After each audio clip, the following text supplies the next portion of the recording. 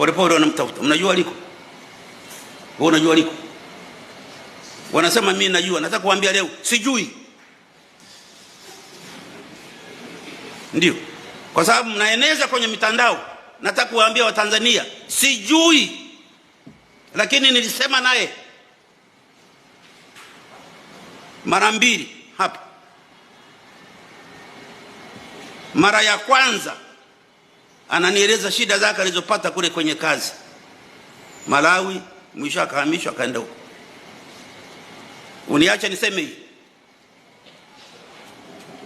ni mchango katika mazungumzo haya. Mara ya pili akaja anasema kusiwe na uchaguzi. Mimi nikamwambia kama hakuna uchaguzi hamtakuwa na rais. Kama huna rais, nani ataongoza nchi hapa? Si ni vacuum kama mchagua leo na uchaguzi ndio rais anapatikana. Kama haupo, nani anaongoza nchi yenu?